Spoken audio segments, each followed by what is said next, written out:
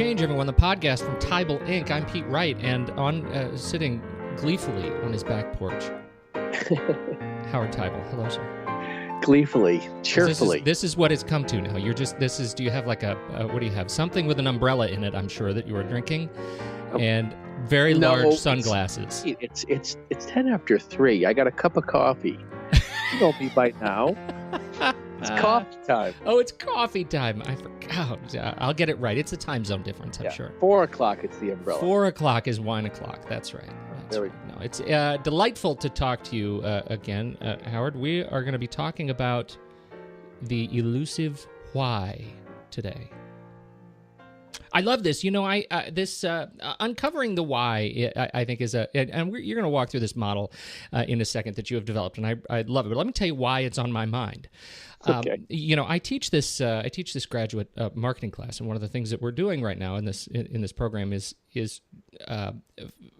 uncovering the great hole in the product development process. It's figuring out, what is the trail of breadcrumbs? Our organizations have done A, B, and C in the past. What is the next logical D in terms of our next big project, or our next big release, or our next big change initiative, and how do we make things better? And part of that discovery means we have to achieve a new intimacy with our problem set, right? With our problem environment. And I look at that as uncovering the great hole. What is the hole we're trying to fill? But it got me thinking about this model that you've been working on and working with organizations, around this decision-making process and uncovering the great why. And I thought, what a great opportunity for you to share right here on the show. Fantastic. So tell me, walk me through this process. How do you help organizations see, maybe we should start this way. Why is it important? That's great. I'm so glad you read my mind. It's interesting because I was just saying, all right, well, how did I even come up with this as something that was important to do? And that, I've for many years facilitated, pre-project work and planning, and then, the execution piece of it. And what I found over the years, and I think it just became more and more apparent, is that there's so much information that is based on people's assumption and never really reflected upon. This idea that we assume that we're in agreement on something and we haven't even discussed it. And then I said, all right, so if I ask questions like, if I'll be in a meeting and I'll say, so why is that important? That's probably, how many words is that? Why is that important? That's 4 words. That is probably the single most frequently used question I ask. And I get almost always, if there's a group working on something, a pause. And it's not like they haven't thought about it, but they realize that they've never really discussed it. Why is it important to focus on retention? Why is it important to focus on, the tuition growth number? The problem is that I think we don't talk about it because we don't want to appear that the most obvious question is something that we don't have the answer to. But when you raise it, this idea that there's no stupid questions, what I'm trying to do is take that to the next level. It's not even that it's a stupid question. It's that we need to verbalize the why something's important to focus on, to do, to not do, so that we can, for ourselves, decide if it's something worth focusing on. Because if you can't have a compelling why is it important to do this or not do this, then you might actually be wasting your time on something that's not important. So that's a great. It's a great process, and the question in my head right now is, what does a satisfactory response to that question sound like to you in that context? And maybe something we not to answer right now. No, I'll tell you what the satisfactory first answer is. Sure. I don't know. See, you trumped me. I don't know. Yeah. That when I get groups or even individuals to step back from this linear way of thinking or presuming that they have it figured out, and they say, or that's a great question. There isn't a framework where I go, you hit it. It's more about that I want I want people, and I think groups need to do a better job of when they start something to slow down. And this why actually is interposed with this visual model that I have, where the first question, if you think about where do you start, people often start from the place of what's the problem they're trying to solve. And even though that's the obvious place to start, they don't even ask that question effectively, because the problem is already not only figured out, they're already on the solution. Because that's how we're wired, right? I mean, we're wired to be solution, particularly in the context of functional meetings. Well, and recently I took this all the way back to, because I watched this video of this individual talking about research around problem solving, and that being wired from a very early age, that we're asked by a teacher, what's the answer to X? And we're wired to just, put our hand up and have an answer. We're not wired to say, could you imagine if in elementary school, the thing that people focus on is, should we be even talking about this? No, it's like you're supposed to have an answer. And the first good answer as adults in meetings, the first good answer shuts down every other possible way of looking at it. And that's the other thing when I talk about slowing down that's so important, is that I think groups have to first say to themselves, all right, we're going to hear an idea from somebody that when we're trying to figure out what the problem is, and we got to stop ourselves or catch ourselves from going, there's the solution, let's put a plan around that and move on. Instead, the thing I think we have to have top of mind is, do we understand the problem?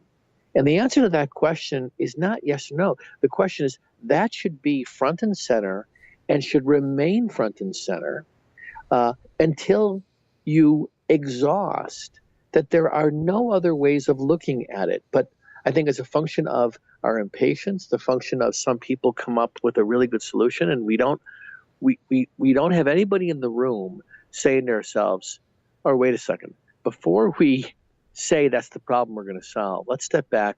What are some other possible ways of looking at this? A very simple one for me is the difference between a process problem and a people problem. Very often if we'll get called in, the client already has figured out that they have a people problem, or they figured out they've got a process problem. But really what they've identified are symptoms, right? Mm-hmm.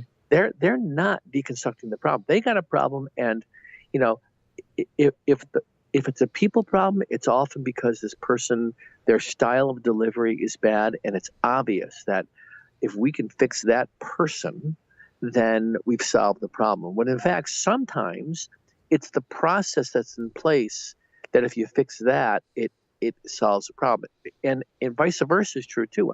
I got pulled in to do a pretty significant process hearing around a particular discipline. And when the key that were sort of in this organization left, the problem that I solved with the process, which actually didn't solve it, the problem began to disappear when the people that were in those particular roles left. But it didn't appear that way. It appeared initially that we have a process problem. So part of this is what we talked about last time, Pete, is this idea of truth telling. Right. But another part of it is, let's not jump to a solution before we fully understand the problem. Because we are wired to be so satisfied with blame or judgment. And I don't mean judging or blaming people necessarily, though that happens. But once we find, as you say, once we lock in on a solution that feels good, whether or not that's a symptom, we're locked into it, and we have a path now. Not only do we have a path, we also have an investment. Right. And that's the other big thing that I think that happens is that once we voice something, we get invested in trying to justify and almost win. It's like we're gonna make sure that people are gonna go down this path. Mm-hmm. I mean, that's a topic for a whole other conversation, where people get invested in an idea. But the idea behind the why and what's the problem we're trying to solve is after you really deconstruct and say, all right, do we fully understand the problem? Not just the symptoms, but what's actually going on. Then we should ask, why is it important to solve this? Mm-hmm.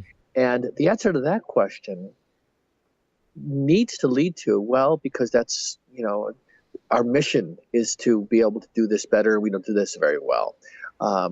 Or it's preventing us from doing something that's core to our business. But by voicing that, you begin to articulate what you need to get buy-in from others to get behind this, right? Which doesn't focus at all on the symptoms that you mentioned a second ago. Well, yeah, it's a whole other conversation. Right. It's like, why should we focus on this? Why should we pursue this?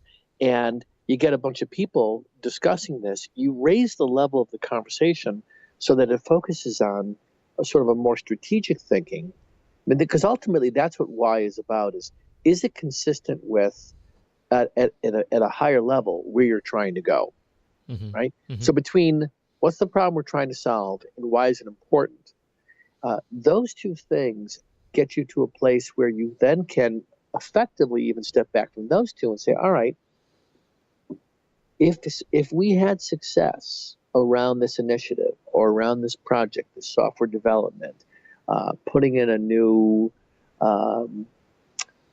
technology or putting in a new process. I'm just going to use retention in higher education as an example. If we were successful, looking back on it, what does that look like? And that's another very powerful way of getting groups to get outside the box of why we can't do things, to have them talk about the success as if it's already happened. That's really smart, and it gets out of symptom thinking completely. It seems like a sort of unifying function that move people beyond. Well, Janet's caustic when she talks to people who come in with a billing problem, and gets people more thinking, what are the billing problems that we have in the first place?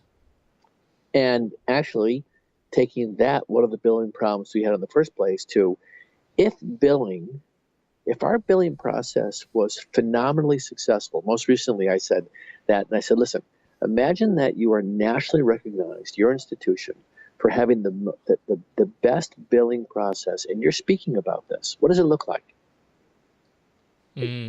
People pause. People are like sitting there going, oh my God, I never thought about that. Yeah, but put people on stage.